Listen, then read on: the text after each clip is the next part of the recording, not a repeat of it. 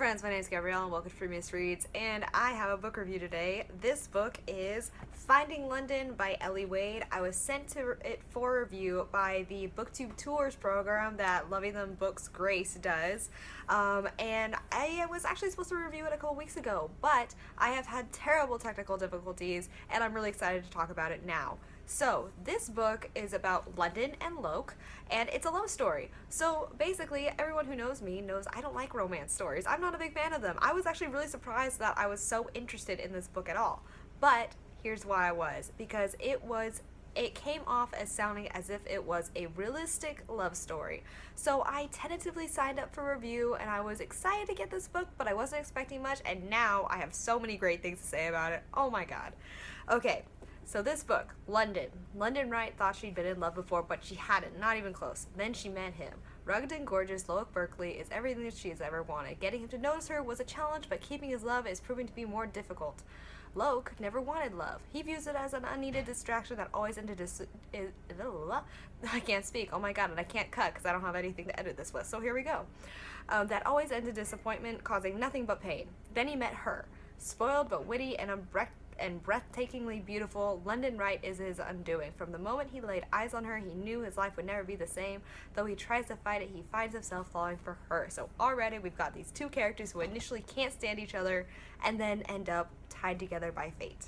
So this was a realistic fiction with to me, I know it is advertised as a love story, but for me it was more of a realistic fiction with elements of romance in it. So many good things. For one thing, character transformation. Can I just say that I did not like London at first because I just generally tend to not like spoiled people, which is really sad. I just don't like people who are portrayed, not people, I should say characters, not people. I don't like characters that are portrayed to be as overly spoiled and kind of full of themselves and self-centered. That just isn't my jam. But London was everything, all of those, and so used to getting what she wants, and very much just the typical spoiled daddy's girl kind of character. My thing is gonna fall over, oh my god. But when she meets Loke, it's almost like it triggers her transformation. And here's what I really like about this whole, they meet and then they change.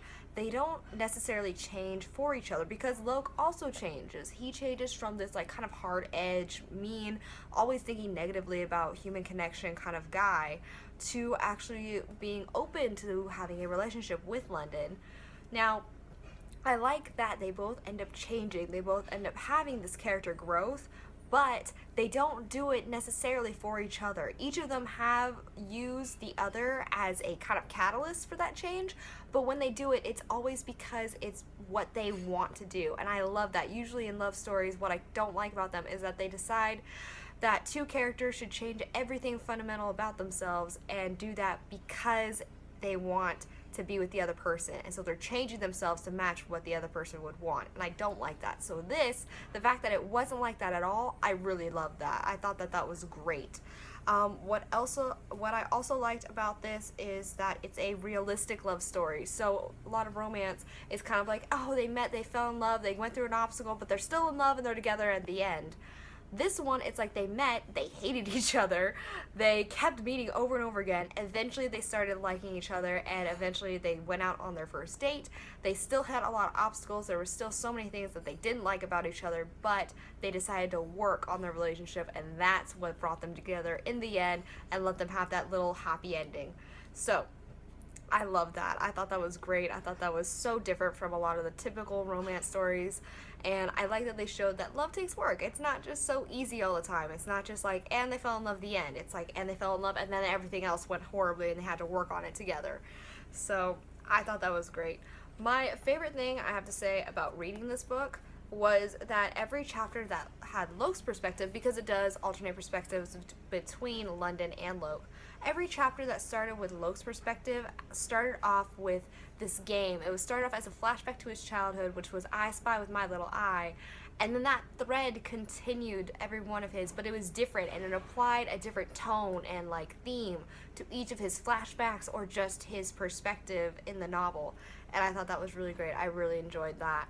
Honestly, there weren't many things that I didn't like about this book. The only thing I would say that I had wished there had been more of is that all the side characters, like Loke's two best friends that he lives with, and London's best friend, I wish we had seen them more because they were all just so different and from different paths in life, and I would have loved to see all of their interactions together a little bit more.